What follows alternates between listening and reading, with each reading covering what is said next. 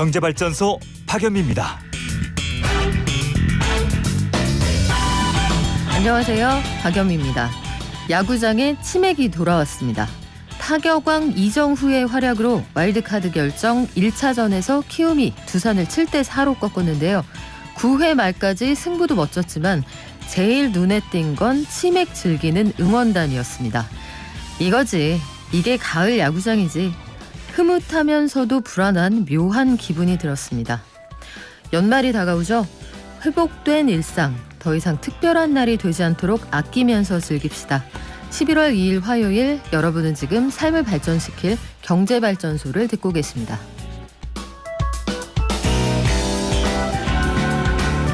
네, 요즘 금리 걱정하시는 분들 많죠. 9년 반 만에 기준금리와 대출금리의 차이가 최대치까지 벌어졌다고 합니다.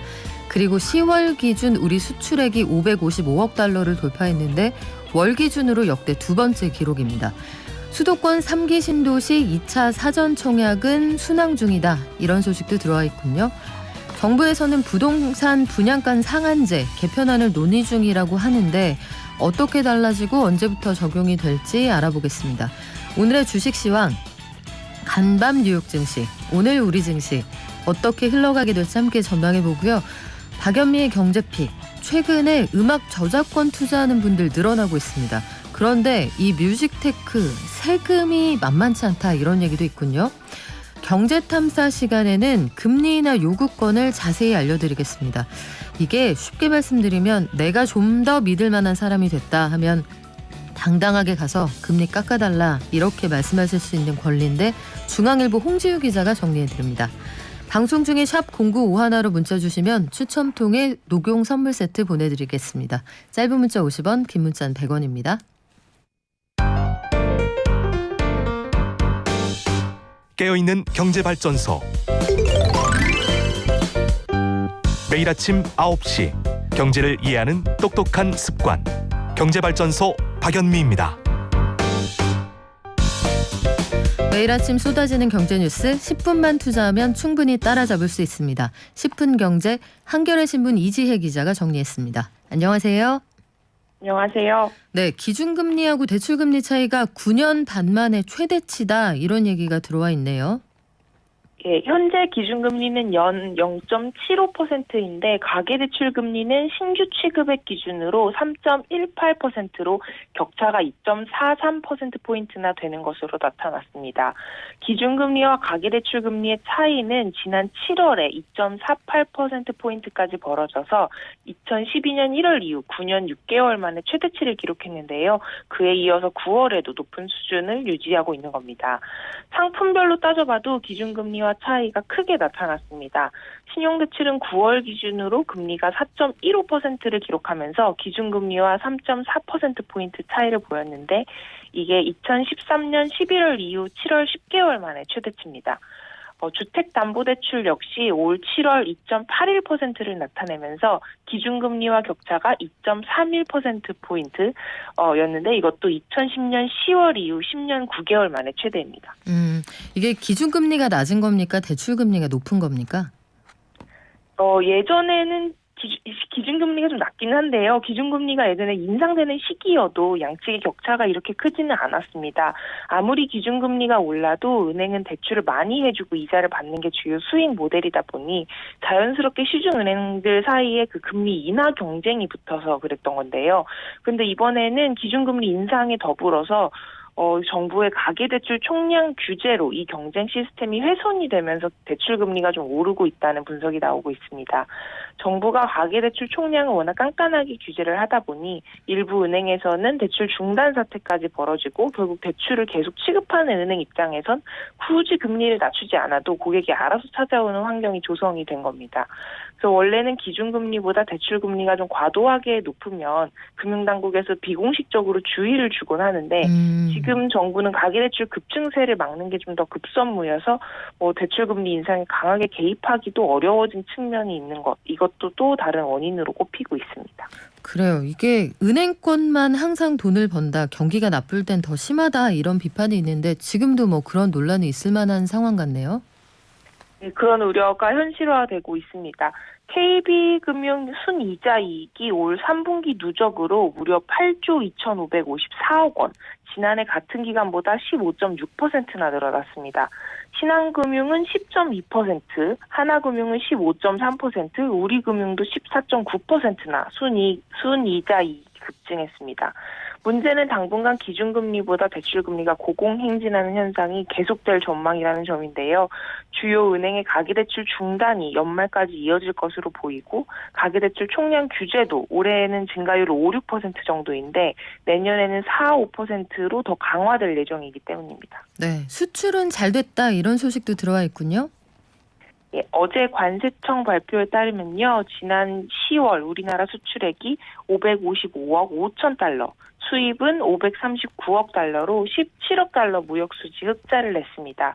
지난 9월에는 수출액 558억 달러를 기록했는데 그 뒤로 역대 두 번째 기록입니다. 1년 전 10월과 비교하면 수출이 24%, 수입은 37.8% 증가한 수치고 무역수지 흑자는 무려 18개월째입니다. 지난 3월에서 8월까지는 코로나 영향으로 수출액이 전년 동기 대비 마이너스 1.8%에서 마이너스 23.7%까지 줄어들기도 했었습니다. 그런데 그 뒤로는 수출액이 꾸준히 증가하면서 지난 3월부터는 500억 달러를 넘어섰고요. 지난 4월에는 수출액이 512억 달러를 넘어서면서 전년 동기 대비 무려 41%나 증가하기도 했습니다. 수출 분야별로 살펴보면 반도체 문제와 관련해서 어려움을 겪고 있는 자동차 그리고 자동차 부품 등에서는 수출 실적이 그리 좋지는 않았는데요. 반도체, 일반 기계, 석유화학, 철강, 바이오 헬스 등에서 증가세가 뚜렷했습니다. 네, 부동산 시장으로 한번 가볼까요? 수도권 3기 신도시 2차 사전 청약 여기 흥행이 어떻습니까? 예, 남양주, 왕숙, 파주, 운정 3, 성남, 복정 2를 비롯한 총 11개 지구에 1만 102호의 사전 청약이 지난달 25일부터 시작됐는데요. 이번 사전 청약에 대한 관심이 무척 뜨겁습니다. 사전 청약 첫날부터 접속자 수가 24만 명을 넘어섰다고 하고요. 최대 동시 접속자 수도 3,282명. 이날 그리고 25일부터 29일까지 사전 청약 접수 홈페이지를 다녀간 누적 접속자 수는 무려 90만 명에 육박했습니다. 그리고 3기 신도시 홈페이지인 3기신도시.kr에 접속한 이용자 수도 9만 명이나 되는 등 사전 청약에 대한 높은 관심이 드러났습니다. 29일까지 진행된 분양에서 공공분양 특별공급은 8.3대 1, 그리고 신혼희망타운은 2.3대 1의 경쟁률을 기록했습니다. 이렇게 뜨거운 관심의 배경에는 넉넉한 공급 물량이 있는 것으로 분석됩니다. 지난 1차 때에는 공급 물량이 4,333호였는데 이번 2차 공급 물량은 그것의 2.3배가 넘다 보니 관심이 몰리고 있는 겁니다. 어제 1일부터는 공공분양 일반 공급 대상 그리고 신혼희망타운 수도권 거주자에 대한 청약 신청 접수가 시작됐는데요. 공공분양 일반 공급에 신청하려면 입주자 모집 공고일인 10월 15일 기준으로 수도권에 거주하는 무주택 가구 구성원으로 입주자 저축 가입자면서 순위별 자격 요건을 갖추셔야 합니다. 네, 잘 들었습니다. 지금까지 한겨레 신문의 이지혜 기자였습니다. 말씀 고맙습니다. 감사합니다.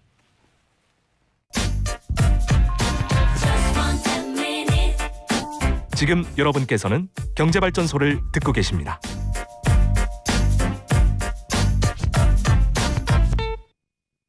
(4878님) 반갑습니다. 타방송 어딜 가도 경제발전소 박연미 기자님 못 따라오는 듯요. 제가 안 읽어드릴까 하다가 그 자작극이라는 그런 오해가 있을 수도 있지만 오늘 기분 좋게 시작하려고 읽어드렸습니다. 늘 고정해놓고 일하면서 듣는데 최고인 듯요. 네, 앞으로도 그 마음 변치 않기로 해요. 자, 오늘은 부동산 관련 제도가 좀 달라지는 것들이 많아질 것 같습니다. 앞으로 달라지는 것들 중에 아마 실수요자들이 제일 관심 있어 할 게 분양가 상한제 개편안이 아닐까 싶거든요. 국토부가 분양가 상한제 개편안을 디자인하고 있다고 합니다. 어떻게 바뀌는 거고 언제부터 적용이 되는 건지 유진투자증권의 김열매 수석연구위원 연결해서 알아볼게요. 안녕하세요. 안녕하세요. 네, 부동산 분양가 상한제 개편안 이거 언제 발표됩니까? 빠르면은 금주, 늦어도 11월 내로는 발표가 될 거라고 얘기가 되고 있고요. 9월 달에 이미 이제 마련하겠다 이렇게 얘기해서 지금 현재 유관기관하고 TF를 구성해서 내용을 심의하고 있다라고 얘기를 해요. 그래서 아마도 조만간 발표가 될 것 같습니다. 조만간. 아무래도 분양 계획하고 있던 사업자들 요거 지켜보고 있을 것 같다는 생각이 들어요. 네, 맞습니다. 이 분양가라는 거는 일반 분양을 해서 수익을 얻어야 하는 조합이나 시행사들 입장에서 가장 중요한 것이기 때문에 이 개편안을 지켜보고 있는 사업자들이 굉장히 많은 상황인데요. 사업자들 입장에서는 분양가가 조금이라도 올라가면 수익이 높아지기 때문에 분양가를 어떻게 하면 좀 더 높게 받을 수 있을까라고 해서 지켜보고 있는 상황입니다. 특히나 기존에 분양가를 높게 받으려고 하면 지자체에서 분양가 상한제 심사로 인해서 갈등을 겪었던 많은 사업장들이 있기 때문에 네. 이 사업장들이 좀 더 관심 있게 보고 있는 상황이라고 할 수 있죠. 네, 이것에 따라서 분양 시기가 좀 달라질 수도 있겠다는 생각이 드는데 일단 주요 골자부터 좀 소개를 해주시겠어요? 네, 이제 분양가 상한제라고 하면요, 기본적으로 땅값이라고 할 수 있는 택지비에 공사비라고 할 수 있는 기본형 건축비를 더한 다음에 이 두 가지에 대한 각각의 가산비를 더해서 분양가 상한을 정하게 됩니다. 그런데 이제 기본 택지비와 기본 건축비만 요거는 조금 계산이 쉬울 수 있지만 택지비와 공사비에다가 가산비를 더하기 때문에 이 가산비라는 항목과 심사 방식이 항상 논란이 되는 거거든요. 그래서 조합이나 시행사가 생각하고 있는 분양가의 상한과 지자체가 생각하는 분양가의 상한의 차이가 있어서 이걸 조율하는 데 항상 오래 걸리는 겁니다. 심사를 한번 하면 통과가 안 되면 또 6개월, 1년 이렇게 시간을 끌게 되는 거고요. 네. 가상 공사비를 인정해주는 비율이 지자체마다 또 차이가 있고요. 아, 이 그렇습니까? 명확하지 않아서 논란이 있다는 게 문제인 겁니다. 그래서 이번에 개편안이 나오게 되면 국토부에서는 지자체마다 좀 통일된 기준을 적용할 수 있도록 심사 매뉴얼을 개정해서 배포하겠다 이렇게 얘기하고 있습니다. 이게 시장에 나오면은 부동산 시장에는 어떤 영향을 미치게 될까요? 기대하는 효과는요, 이제 지자체하고의 좀 불필요한 논쟁을 좀 줄이자. 그러면 아무래도 6개월, 1년씩 시간을 끄는 것은 좀 줄어들지 않겠는가. 그러면 재개발, 재건축이나 시행사 간의 이 분쟁으로 인해서 시간을 끄는 거는 좀 줄어든다면 공급이 조금 빨라지는 속도를 기대하고 있습니다. 그런데 이제 약간의 문제가 있는 거는요. 요게 이제 언론에 보도가 되면서 그럼 앞으로 분양가가 조금 올라갈 수 있다라는 보도가 나오니까 국토부에서는 바로 이게 분양가를 인상해 주려는 시도는 아니다. 우리는 일관적인 통일된 기준을 적용할 수 있게 하자는 취지인 것이지 분양가를 높이겠다는 것은 아니다라고 바로 발표를 했습니다. 그래서 이제 문제는 뭐냐면 시장에 형성되어 있는 매매 가격과 분양가의 괴리가 굉장히 커진 상태에서 네. 시행사나 사업 주체들은 분양가를 높이고 싶어서 기다리고 있는 건데 이 기준이 나왔을 때 실질적으로 매매과 이 분양가의 괴리가 여전히 크다면 사업 주체들 입장에서는 그래도 불만족스럽다라고 해서 또 속도를 또 늦출 가능성은 여전히 남아있다 이렇게 볼 수밖에 없을 것 같고요. 그래도 그럼에도 불구하고 논란을 줄일 수 있는 공통된 기준을 내놓는다는 것은 그래도 좀 긍정적이다 이렇게 보여집니다. 그래요. 가산 공사비라는 게 지자체에 따라서 50%에서 87%까지 이렇게 범위가 넓으면 하한선 네. 쪽으로 수렴하느냐 위쪽으로 수렴하느냐에 따라서 가격이 상당히 달라질 텐데 요거는 주의해서 좀 지켜봐야 될 것 같고 아파트 쪽이 여러 가지 규제가 있다 보니까 최근에는 오피스텔 이쪽으로 사람들이 많이 몰리는 모양이네요. 맞습니다. 그 아파트는 지금 청약 가점이 아주 높아야만 당첨이 될 수 있고 추첨제의 경우에는 경쟁률이 수백 대 1에까지 이르다 보니까 성포자들이 많이 나온다고 얘기가 되고 있죠. 그러다 보니까 오피스텔 분양을 하게 되면 젊은 층들을 중심으로 해서 상당히 경쟁이 뜨거운 상황인데요. 최근에 분양하는 거를 보면 오피스텔은 미계약분이 나와도 청약자들이 상당히 몰려서 순식간에 완판되는 일들이 계속해서 일어나고 있습니다. 인천이나 경기도 고양 같은 데서 최근에 미계약분 판매를 한다라고 하면 당일에 수십 대 1에서 수백 대 1까지 한 번에 완판되는 일들이 일어나고 있고요.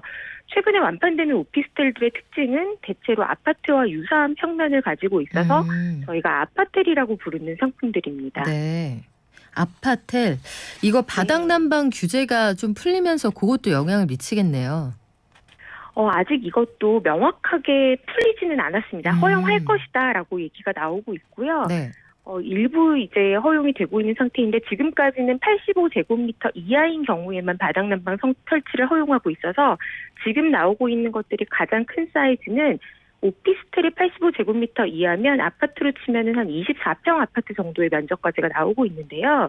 워낙에 공급 부족이라고 하니까 120제곱미터 이하까지 인정해주겠다라는 얘기가 나오고 있고요. 그렇게 되면 30평대 아파트와 유사한 사이즈까지도 오피스텔 공급이 나올 수 있다는 상황인 거죠.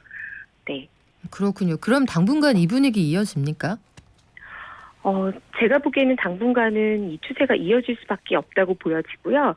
최근에는 택지개발지구에 짓는 오피스텔의 경우에는 아예 주상복합처럼 지어지고 있고 오피스텔이 나홀로동이 아니라 6동, 5동 이런 단지형으로 짓는 경우도 있습니다. 공급자 측면에서는 시행사 측면에서는 분양가 상한제 적용을 안 받는다는 장점이 있고요. 수요자 측면에서는 청약통장 1순위 자격이 없거나 가점이 낮은 경우에도 청약을 할 수 있다는 장점이 또 있습니다.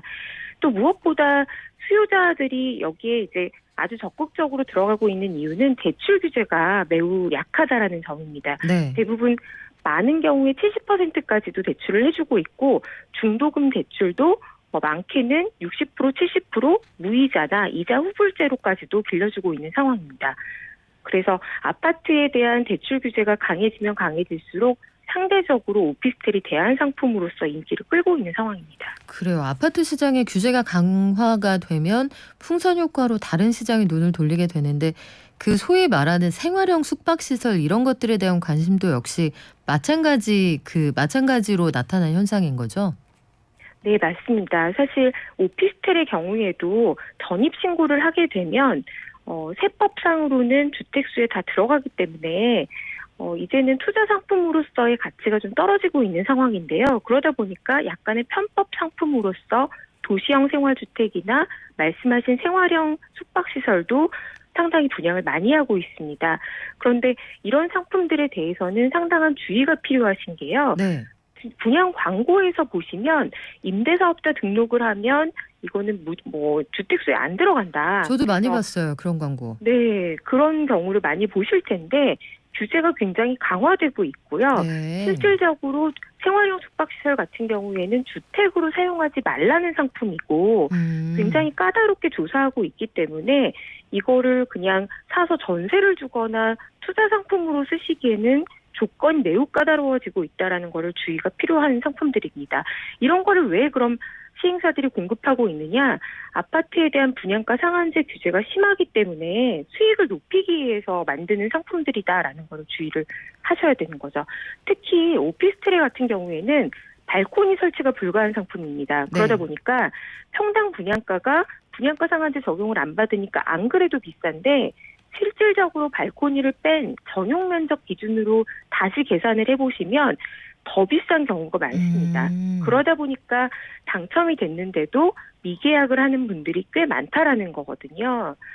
지금이야 워낙에 모든 상품이 잘 팔리는 시장이다 보니까 남이 계약 안 한 것도 다시 또 달려가서 하루 만에 완판되는 상황이기는 하지만 나중에 이제 분양 경기가 떨어질 때에는 이러한 이제 아파트가 아닌 상품들이 황금성이 떨어지고 가격 낙폭도 상당히 크다는 거를 염두에 두셔야 하는 상품들이라고 볼 수 있습니다. 네, 이런 부분 꼭 주의하시기 바랍니다. 지금까지 유진투자증권 대체투자분석팀의 김열매 수석연구위원이었습니다. 고맙습니다. 고맙습니다. 네, 요즘 단계적 일상 회복 속에서 갑자기 약속들 많아진다 이런 말씀 많이 하시는데요. 가급적이면 사람 너무 많은 곳은 좀 피해 주시는 게 좋겠고요. 주요 관광지의 임시 선별검사소 운영하고 있습니다. 야외 활동 후에는 반드시 선제검사 받아주시면 좋겠습니다. 경제를 아는 가장 최고의 지름길. 첫 번째, 매주 평일 오전 9시부터 1시간 TBS 라디오 FM 95.1MHz와 TBS 앱을 엽니다. 두 번째, 유튜브와 팟빵을 통해 언제든 경제발전소를 만날 수 있습니다. 경제를 이해하는 똑똑한 습관, 경제발전소 박연미입니다.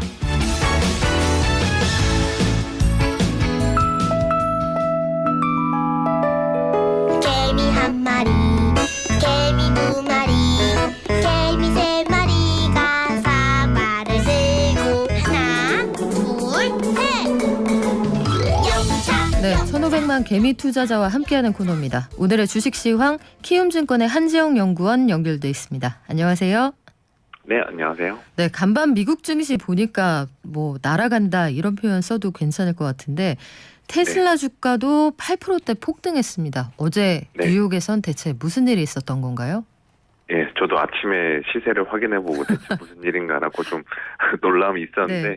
그래서 좀 내용들을 분석해 보니까 일단 먼저 그 목요일 날 발표 예정인 11월 FOMC 결과를 둘러싼 경계 심리가 어느 정도 상존했지만 그거보다 더 중요했던 게 10월 ISM 제조업 지수가 예상보다 양호했었고 또 일부 기업들이 호실적을 기록했다는 소식, 그리고 방금 말씀하신 대로 테슬라의 주가 폭등 효과가 전체적으로 미국 증시를 위로 끌어올리는 힘을 만들면서 3대 증시 모두 사상 최고치를 경신했습니다. 그리고 테슬라가 왜 이렇게 주가가 급등했냐면요. 네. 어제 장중에 이제 테슬라 측에서 네덜란드에 위치해 있는 10개의 슈퍼차저 스테이션에서 다른 회사, 자동차 회사 차량이 사용할 수 있는 파일럿 프로그램을 시작한다고 발표했습니다. 이게 시장에서는 테슬라의 신규 수익원이 될 수 있다고 기대감을 불어넣으면서 주가가 긍정적으로 반응을 했고요. 또 그동안 테슬라 주가 같은 경우 $1,000 선이 이른바 심리적인 저항선으로 여겨졌었는데 이게 $1,000를 돌파하다 보니까 일각에서는 이제 주가 상단이 좀 열렸다라는 인식으로 그 투기적 성격의 자금들도 같이 많이 유입이 되면서 테슬라가 어제 8% 넘게 급등하는 효과를 보였다라고 생각하고 있습니다. 네, 방금 말씀하신 내용 중에 ISM 제조업 지수라는 거 언급을 해주셨는데 네. 이게 중요한 건가요?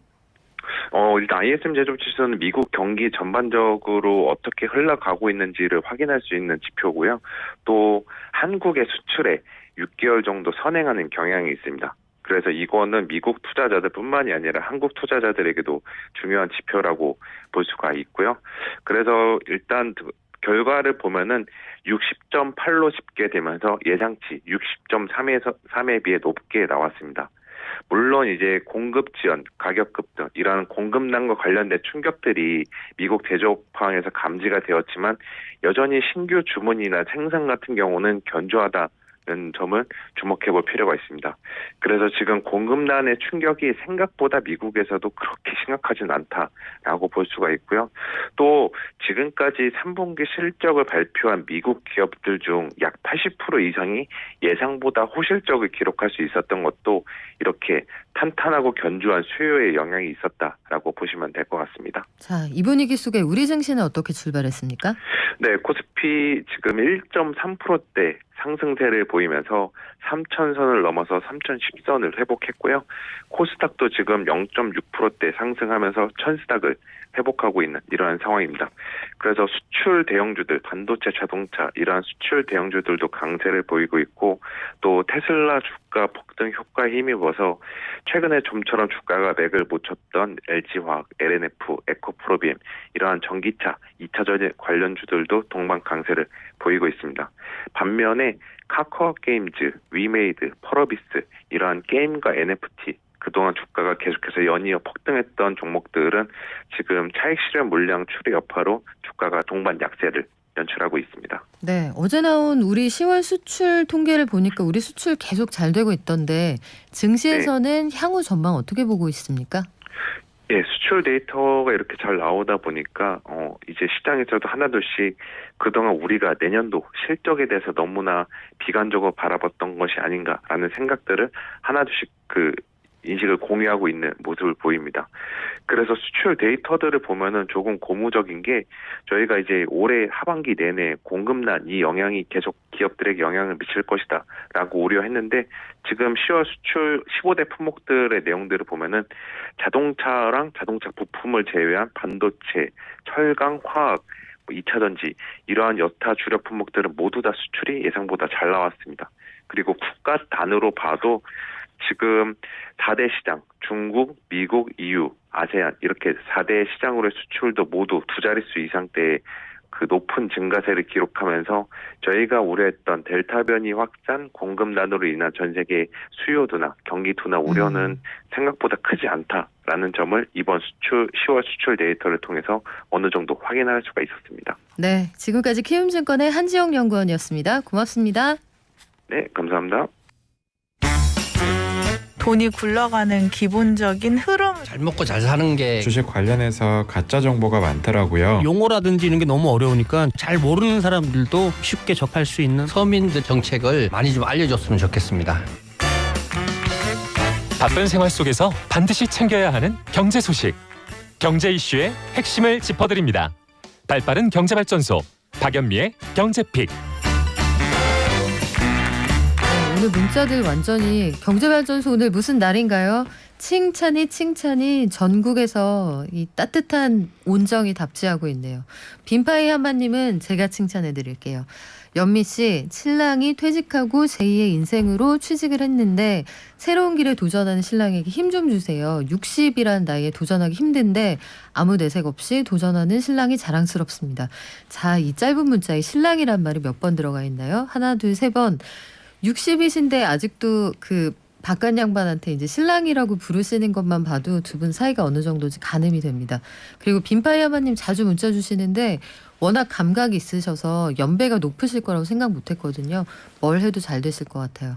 7540님, 제가 사는 동네에 오피스텔 입주 중인데 근처에 뭐 가게들 장사 잘 됩니다. 얘기해 주신 분도 계시고요. 아까 그 저희 부동산 규제가 이렇게 저렇게 달라집니다라고 말씀드렸을 때 1722님, 이번 개선안에 따른 가산비 일률 적용은 이건 미세한 조정에 불과해서 이게 사업 주체가 원하는 만큼 인상하기는 어려울 것 같다. 전반적으로 분양가 상한제에 대한 고민이 좀 필요하다 의견 주셨는데 현장의 목소리도 저희가 충분히 감안해서 전해드리겠습니다. 자, 제 옆에 손님 와 계신데요.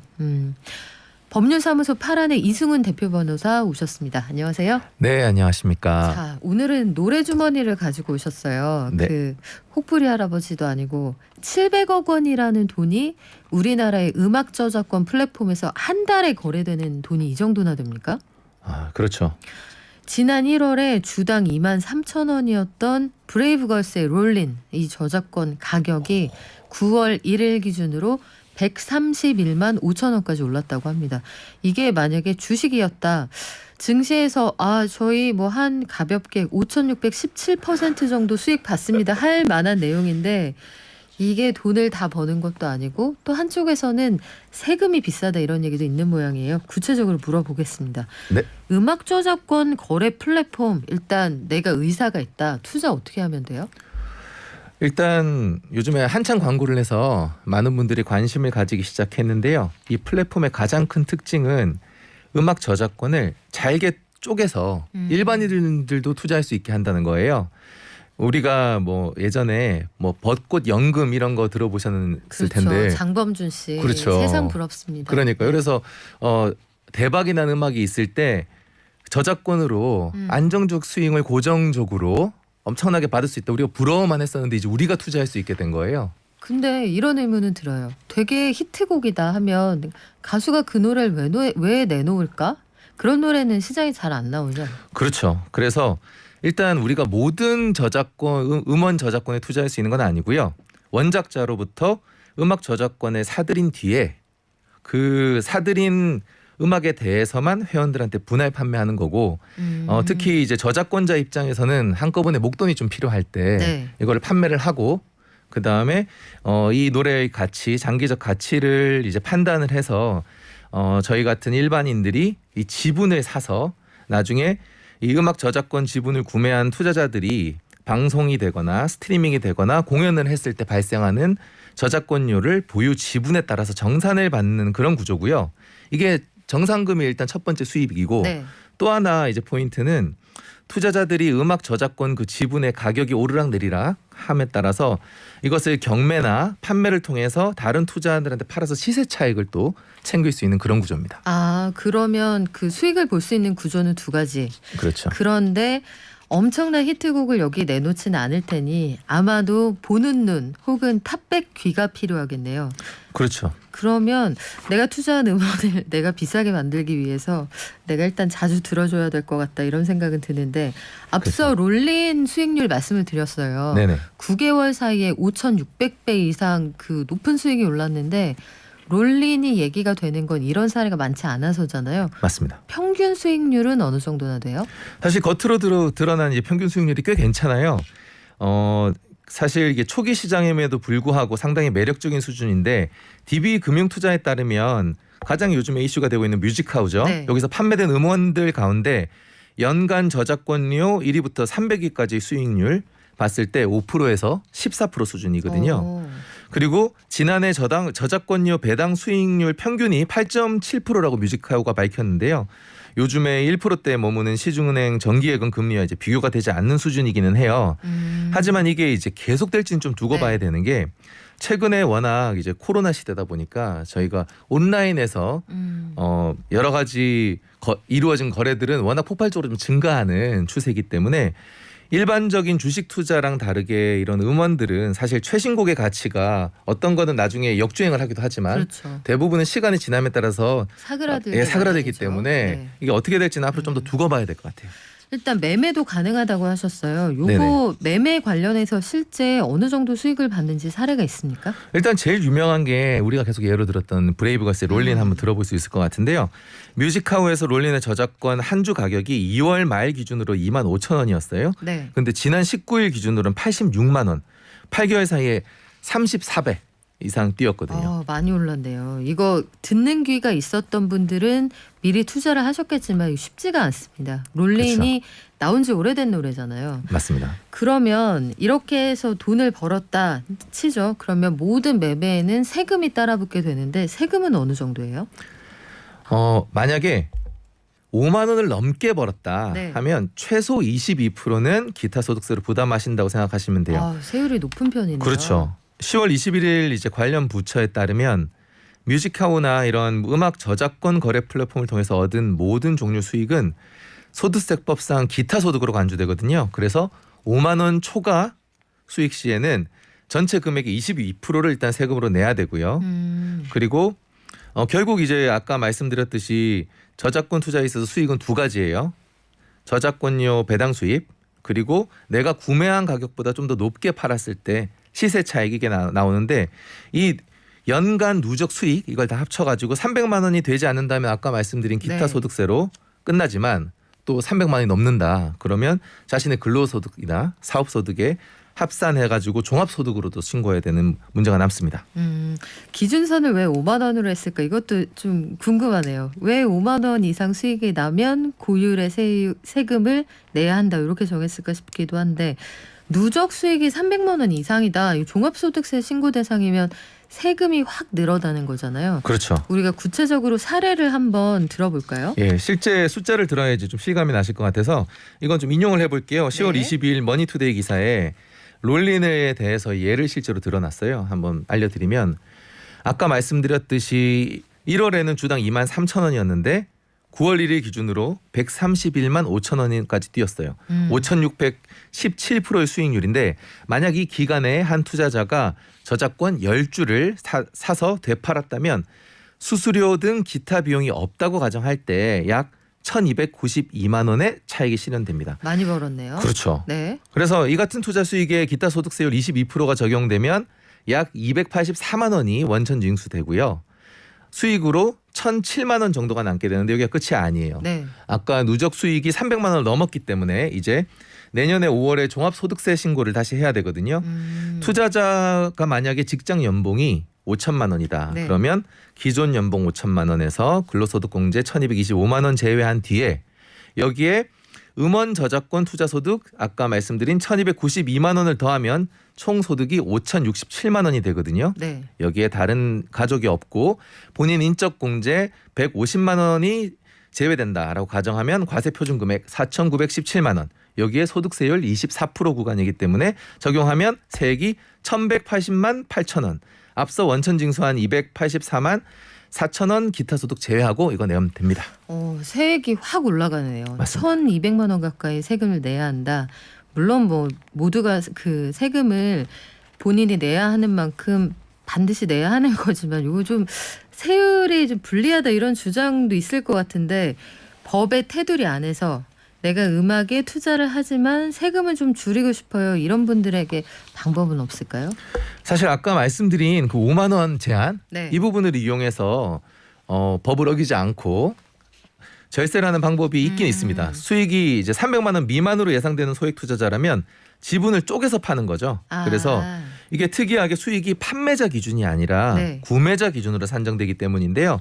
뮤직하우는 투자자가 저작권 지분 10주를 매매할 때 나눠서 팔면 구매자들이 각각 다르기 때문에 거래가 쪼개져서 성사가 되거든요. 그래서 예를 들면 투자자가 A곡의 저작권 지분 3주를 각각 다른 구매자의 한 주씩 판매해서 건당 수익을 3만 원씩 실현을 했다. 자, 5만 원을 주자. 만약에 이거를 3만 원씩 건당 그러면 한 사람한테 3주를 팔았으면 9만 원 번 거라 그렇죠. 5만 원을 넘어가는 거잖아요. 그렇죠. 그런데 지금 말씀하시는 게 다른 구매자에게 한 주씩을 나눠서 세 사람에게 팔았다. 맞습니다. 그럼 계산이 그때는 어떻게 돼요? 기타 소득세가 부과되지 않는다는 겁니다. 그러면 한 사람한테 판 금액이 5만 원을 초과하지 않으니까 그렇죠. 이거 되게 꿀팁이긴 한데 왜 이렇게 디자인이 돼 있을까 궁금하기도 하고요. 그러면 각 거래건에는 기타 소득세 부과를 안 하는군요. 그렇죠. 그런데 그게 이 세법이 원래 이게 새로 등장한 투자 기법인데 원래 이렇게 돼 있는 거예요? 아니면 이 새로운 플랫폼이 등장했기 때문에 갑자기 이렇게 적용을 하는 거예요?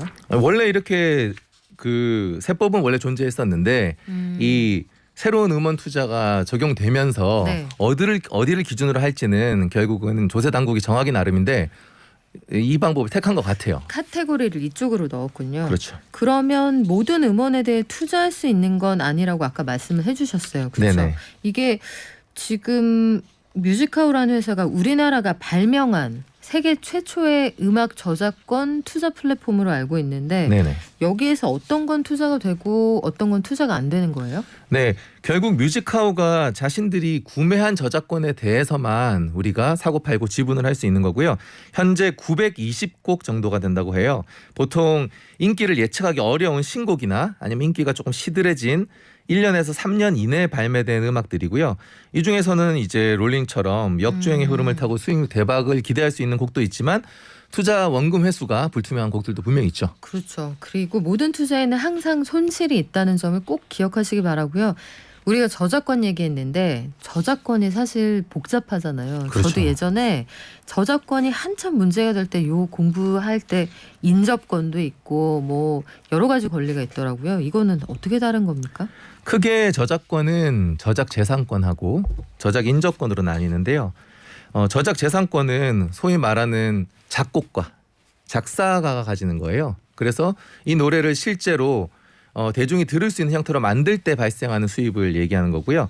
저작 인접권, 이게 사실 우리가 사고 팔고 이분의 지분에 투자할 수 있는 건데 저작권에 인접한 저작권과 유사한 권리, 그러니까 실제 이 곡을 연주한 보통 가수 네. 아니면 음반 제작자, 방송 사업자한테 귀속되는 권리를 말합니다. 그래서 우리는 사실 가장 우리가 저작권이라 말하는 작사자, 작곡가의 권리를 사고 팔고 하는 게 아니고요.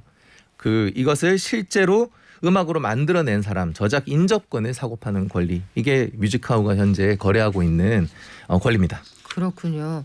근데 한쪽에서는 저작권 가지고 사고 팔고 수익도 낸다 이런 얘기가 있는 반면에 최근에는 음악 저작권료를 미납해서 분쟁이 있다 이런 얘기도 있더라고요. 사실 저작권과 관련한 가장 최근의 큰 이슈가 이건데요. 한국음악저작권협회, 줄여서 음저협이라는 네. 곳이 있습니다. 이제 모든 저작권자들이 개인적으로 이 저작권을 관리하기 힘들기 때문에 모여서 협회를 만들었고 이 협회가 일괄적으로 모든 저작권을 받아서 저작권자들한테 나눠주고 있거든요. 근데 이 협회가 음악 저작권료를 수년째 내지 않았다는 이유로 웨이브, 티빙, 왓챠, 카카오 페이지 등 국내 일부 OTT 업체들을 고소를 했습니다. 왜 음악을 쓰고 돈을 안 내냐고. OTT가 어떤 방식으로 노래를 갖다 쓰는 거죠? 일단 지금 드러난 것에 따르면 갖다 쓰고 돈은 내지 않은 것으로 보여요. 근데 이제 나름의 이유는 있죠. 이유는 있는 게 과연 그러면 음악을 가져다가 쓰면 OTT 업체가 저작권료를 얼마 내야 되는지에 대해서 징수 규정이 완벽하지 않았단 말이에요. 그전에는 OTT가 없었으니까요. 그렇죠. 그래서 OTT 각자 유리한 걸 주장하고 있는 거예요. 일단 문화체육관광부가 최근에 저작권료 징수 규정을 신설을 했는데 여기에 따르면 최대 1.9% 정도까지 매출의 1.9% 정도를 저작권료로 징수할 수 있는 것으로 돼 있어요. 차등이 돼 있지만 그런데 지금 OTT 업체들은 기존에 다른 OTT가 아닌 다른 곳에 적용되었던 요율 0.65%로 알고 있는데 갭이 좀 커요. 뭐 멜론이나 이런 그 기존의 음원 스트리밍 사이트들이 내고 있는 그 정도 요율에 우리도 맞춰달라. 그렇죠. 그래서 0.65와 신설된 1.9 이 부분에 대해서 서로 다툼이 있어서 한쪽에서는 내지 않고 있고 한쪽에서는 너희 왜 뭐 0.65든 1.9든 하나도 안 내고 왜 쓰냐 이러면서 저작권법 위반으로 고소를 한 거고요. 여기서 변수가 뭐냐? 네. 우리나라보다 훨씬 더 저작권에 대한 개념이 훨씬 더 발달하고 그 일반화돼 있는 미국 네. 업체인 넷플릭스가 그래요. 여기 리스트에 넷플릭스가 돈 안 냈다 이런 얘기는 없네요. 2.5%를 내고 있어요. 아 그래요? 그렇죠. 그러니까 실제로 문화체육관광부가 최근에 만든 그 규정에 따르면 최대 1.9%까지 가능하다 그랬잖아요. 근데 이미 2.5%를 내고 있는 거예요. 그러니까 선례가 있기 때문에 이 부분에 있어서는 서로 양보가 지금 잘 안 되고 있는. 그러네요. 넷플릭스가 또 통신망에 사용하는 그 비용 큰 돈은 안 낸다고 하더니 여기에서 음악 사용하는 이 작은 비용은 또 치르고 있다. 이건 또 무슨 전략인지 모르겠는데 여하간 국내하고 해외 OTT 사이 입장이 좀 다르군요. 맞습니다. 이게 딱 그때랑 상황이 비슷합니다. 한 20년 전에 뭐 멜론 같은 것들 이제는 사라졌죠. 도시락, KT의 도시락 이런 것들이 처음 등장할 때요. 요율 가지고 뭐 음저협, 음제협, 음실협 이런 것들 굉장히 치열하게 거의 전투급의 협상을 했던 기억이 나는데 OTT 업체들은 나름대로 왜 우리가 돈을 낼 수 없다라고 하는지 입장이 있겠네요. 그렇죠. 일단 나오는 말을 들어보면 지금 한참 협의가 잘 되고 있는데 각각 개별적으로 갑자기 형사 고소를 해서 이거는 기업과 단체 정부가 몇 달간 기울인 협의 노력 원점으로 되돌리는 것이다 라고 이제 일단 비난 비판을 하고 있고 현재 지금 징수 규정 아까 해석이 어떻게 되는지에 대해서 분분하다 그랬잖아요. 여기에 대해서 의견 수렴이 잘 되고 있으니까 형사고소 취하하고 협의로 해결하자. 특히 합리적 해석안이 마련되면 즉시 저작권을 납부하겠다 이렇게 주장하고 있습니다. 그래요. 뭐 법원에 공탁하고 이야기를 해서 풀어나가면은 안 될 일은 아닌 것 같은데 그래요. 콘텐츠 산업이 커가면 당연히 지적재산권 관련 분쟁도 있을 수 있고 이 보호 작업이 필요한데 우리 이변이 보시기에는 뭐가 제일 시급합니까? 일단 저작권이라는 게 저희가 보통 뭐 디자인권이라든지 상표권은 등록을 하는 절차가 있어요. 그래서 등록을 하면 보호를 받는다 이런 기준이 확실히 있는데 저작권은 그런 건 없습니다. 우리나라 법원의 태도나 법령의 태도는 독창적 표현이 있으면 저작권을 인정해 주는 거예요. 근데 독창적 표현이 무엇인지 과연 누가 판단을 할 수 있을까요? 네, 그래서 제가 보기에는 이런 추상적이고 모호한 기준보다 뭔가 여기서도 하나의 제도를 둬서 저작권을 인정할 수 있는 무언가 기준이 좀 객관적 기준이 마련돼야 될 것 같아요. 그게 아니면 계속적으로 분쟁은 발생할 수밖에 없기 때문에 이런 부분에 대해서 좀 논의가 필요할 것 같아요. 그래요. 법전의 용어가 좀 현실적이고 그 사람들이 들어서 좀 알아들을 수 있는 말로 바뀌었으면 좋겠습니다. 열심히 하고 있다고 하는데 작업이 꽤 더디지 않나 싶기도 하고요. 지금까지 법률사무소 파란의 이변 이승훈 변호사였습니다. 고맙습니다. 고맙습니다. 범람하는 거짓 정보와 가짜 뉴스, 공정한 경제를 말합니다. 깊이 있는 경제발전소 박연미의 경제탐사. 네, 어제 방송하면서 제가 경유차에 들어가는 요소수 이거 수급 상황 계속 업데이트 한다고 말씀을 드렸잖아요. 오늘도 고민하시는 분들 많습니다. 7149님도 그렇고 우리 통신원이시죠. 이경님도 큰 트럭 모시는 걸로 알고 있는데 요소수 부족하다는 말씀 많이 하고 계시잖아요.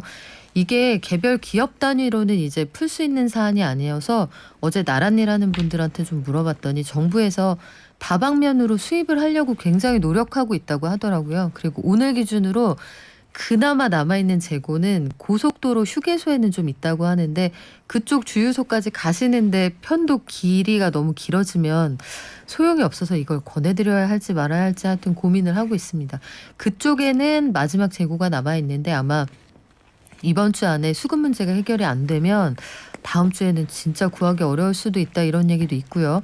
이런 말씀을 전해드리면 사재기에서 가뜩이나 그 부족한데 가수요가 생길까 봐 고민이 되기도 하는데 여하간 현재까지 상황은 그렇습니다. 그런데 정부가 이 사안을 굉장히 심각하게 보고 해결하려고 애쓰고 있다. 요거는 좀 알아두셔도 될 것 같고요. 자, 오늘 우리는 금리 인하 요구권을 좀 공부해 볼게요. 금리를 결정할 때 은행은 명백히 대놓고 사람을 차별합니다. 기본적으로 정해져 있는 하한선에다가 이 사람의 신용도를 놓고 평가를 하는 거죠. 어느 회사 다녀요? 얼마 벌어요? 그동안 밀린 돈은 없나요? 이런 것들을 얹어서 금리를 정하게 되는데 만약에 내가 돈을 더 잘 벌거나 조금 더 사회적으로 믿을 만한 지위에 올라갔다. 금리 인하해달라고 당당하게 요구하실 수 있습니다. 자세한 내용 홍지유 중앙일보 기자와 알아볼게요. 안녕하세요. 안녕하세요. 자, 제가 이해한 금리 인하 요구권 맞나요? 네, 맞습니다. 이게 승진 등으로 소득이 늘거나 대출을 갚아서 개인 신용 점수가 높아졌을 때, 그러니까 내가 대출을 약정했을 그 당시보다 여건이 나아졌다라고 하면 금융사에 이자를 깎아달라고 요구를 할 수 있습니다. 달라지는 내용이 좀 있다고 하는데 금리 인하 요구권이 새로 등장한 건 아니잖아요. 어떤 게 달라지나요?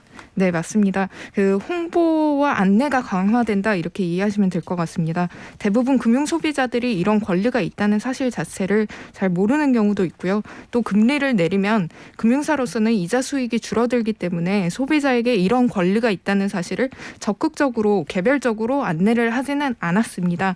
그래서 금융위원회가 내년부터 안내와 홍보를 강화하겠다고 한 것이고요. 내년부터는 대출을 받으면 대출 기간 동안 금융사가 1년에 2번 정기적으로 고객에게 금리 인하 요구권이라는 것이 있습니다 하고 관련 안내문을 발송해야 합니다. 또 금융회사가 인하 요구를 수용하지 않을 경우에는 왜 수용하지 않았는지 그 사유를 기재해서 열흘 이내에 답변을 하도록 했습니다. 그래서 그렇게 금융사들이 소비자들의 금리 인하 요청을 얼마나 수용했는지 그 실적도 공시하겠다는 계획입니다. 신청은 어떻게 하면 돼요? 네, 대출자가 취업하거나 승진하는 경우 혹은 뭐 정규직으로 전환이 됐다거나 소득이 증가하는 경우 신청하실 수 있고요. 또 자영업자나 기업은 매출이 증가하면 신청할 수 있습니다. 금리 인하 요구권은 은행뿐만 아니라 저축은행이나 보험사, 새마을금고, 상호금융권 등 거의 모든 금융권에서 행사를 하실 수 있고요. 금융회사 영업점에 직접 방문을 하셔도 되고 또 인터넷 홈페이지를 통해 신청할 수도 있습니다. 대부분 스마트폰을 통해서 그 은행 앱에서 대출을 받으시는 경우가 있는데요. 이 대출 페이지에 금리 인하 요구권 메뉴가 있는 경우가 많습니다. 또 이렇게 비대면으로 편리하게 신청도 가능합니다. 그렇군요. 이게 그 신청을 했는데 다 받아주는 건 아니죠? 네, 맞습니다. 그 금융회사에 따라서 횟수에 제한을 두거나 그러니까 신용등급이 많이 올랐다고 하더라도 1년에 최대 2번까지만 금리를 인하해주겠다 이런 약정을 두거나 만기 한 달 전부터는 신청할 수 없게 하는 경우도 있습니다. 또 아예 신청 대상에서 제외되는 상품도 있는데요. 햇살론 같은 정책 자금 대출의 경우 또는 예금 적금 담보 대출, 보험사의 보험계약 대출 등 미리 정해진 금리 기준에 따라 취급된 상품은 제외됩니다. 그리고 주택금융공사 모기지론처럼 대출 기간 전체가 고정금리로 묶여있는 상품은 금리 인하 요구권을 사용하실 수가 없습니다. 또 회사에서 이제 주거래 은행과 연계해서 임직원들에게 제공해주는 대출이 있는데요. 이 경우도 기업 집단 대출로 분류되면 금리 인하 요구권 행사가 제한될 수 있습니다. 아까 고정금리 대출도 이거 해당이 됩니까 물어보셨는데 이런 경우에는 아예 그 금리로 계약이 된 거라 어려우시겠네요. 그러면? 네, 맞습니다. 그러니까 대부분 정책 자금 대출이 그 고정금리로 묶여 있어서 이 금리 인하 요구권 행사가 어렵다 이렇게 이해를 하시면 되겠습니다. 네, 아까 3552님 보험 보험 담보 대출인가요? 보험사에서 신용 대출 받으셨군요. 그러면 이거는 요구하실 수 있을 것 같아요. 보험 담보 대출의 경우에는 본인의 보험료를 담보로 해서 이 대출 받으시는 건데 신용대출 9%대인데 내가 입장이 달라졌다. 요거는 가능하실 것 같거든요. 해당 보험사로 한번 문의해 보셔도 좋을 것 같고 실제로 금리 인하를 요구했을 때 금융권에서 얼마나 수용을 합니까? 네, 지난해 경우는요. 그 은행, 보험, 카드사, 금융권을 통틀어서 총 91만 건 신청이 들어왔고 이 중에 34만 건이 수용됐다고 합니다. 그러니까 수용률이 약 40% 정도입니다. 절반 이하네요. 네, 맞습니다. 그게 금리 인하 요구권의 신청 건수 자체가 늘어나서 수용률이 다소 떨어진 영향도 있습니다. 예를 들면 2017년에는 이 신청 건수 자체가 20만 건에 불과했는데요. 그런데 3년 만인 지난해는 91만 건으로 약 5배 정도가 늘었습니다. 그래서 금리 인하 요구권을 통해서 혜택을 받은 은행권 고객 수는 2016년에는 11만 명이었다고 해요. 그런데 이게 지난해는 22만 명으로 2배 늘었습니다. 그러면 전반적으로 볼 때 어쨌든 소비자한테 불리한 제도는 아니고 아직까지 수용률이 높진 않지만 그런데 시장 일각에서는 부정적인 목소리도 있다고 하는데 이건 왜 그래요? 네, 금융사가 금리 인하 요구권을 수용하지 않으면서 모호한 이유를 댈 경우에 소비자로서는 뚜렷한 대응책이 없다. 이 점이 문제로 지적됩니다. 일례로 어떤 은행이 내부 신용등급이 개선되지 않아서 금리를 인하해드릴 수 없습니다. 이렇게 통보하는 경우가 있는데요. 금융사가 이렇게 내부 기준을 이유로 들어서 불수용을 통보하면 처벌할 근거가 마땅치 않다는 점, 또 개별 은행의 내부 신용평가 기준은 대외비이기 때문에 소비자로서는 이의 제기를 하기가 어렵다는 점이 한계로 지적됩니다. 그게 뭐예요? 안 가르쳐주고 기준은 안 가르쳐주는데 우리 기준엔 미달이야 라고 하면 소비자가 할 말이 없어지는 건데 너는 예뻐서 금리를 낮춰줄 수 없겠구나. 뭐 이런 식의 얘기 같아서 요거는 금융당국이 좀 개입할 여지가 있지 않을까 싶습니다. 최근에 금리도 많이 올랐고 대출도 잘 안 되잖아요. 거의 주는 대로 받는 그런 입장인데 이런 것들 좀 정리를 해주면 좋지 않을까 싶어요. 그리고 금리 인하 요구권 말고 짧게 다른 방식으로 이자 좀 줄일 수 있는 방법이 있을까요? 네, 그 서민금융진흥원이 운영하는 맞춤 대출 서비스를 눈여겨볼 만합니다. 네.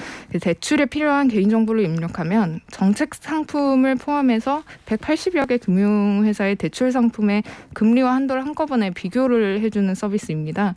이 통계를 보면 이 맞춤 대출 서비스 이용자는 평균 연 10%포인트 정도 금리를 낮출 수 있었다고 합니다. 그래서 이런 서비스도 있다라는 걸 알아두시고요. 네, 여기까지 정리할게요. 평균 꽤 많이 낮출 수 있네요. 요거 꼭 맞춤 대출 서비스 요거 눈여겨볼 만하니까요. 참고해 주시기 바랍니다. 지금까지 홍지유 중앙일보 기자였습니다. 고맙습니다. 감사합니다. 녹용 세트 선물 4091님 보내드릴게요. 축하드립니다. 저희 요소수 얘기하니까 3875님 우리는 못 만듭니까? 4646님 그러면 일시적으로 환경 규제를 좀 낮춰야죠 해주셨는데 3875님 우리나라에 공장이 사라진 지가 10년이 넘었어요. 왜 그러느냐? 중국산이 너무 싸니까 이거 국내에서 만들면 수지 타산이 안 맞아서 그렇습니다. 4646님 환경 규제를 일시적으로 좀 낮추자. 이것도 이제 최악의 경우에 고려해 볼 수 있는 방안인데 문제는 이 요소수를 안 넣거나 이 장치를 못 쓰게 만들면 경유차가 아예 시동이 안 걸리게 디자인이 돼 있어서 이 방법은 사용할 수가 없다고 하더라고요. 고민이 많은 상황인데 요 작은 요소수 하나가 참 물류 대란을 걱정하게 하는 경제는 역시 단체 생활입니다. 저희가 요소수 관련해서는 업데이트 되는 대로 내일 또 소개해 드릴게요. 오늘 하루도 열심히 그리고 내일 더 열심히 돌아오겠습니다. 발전.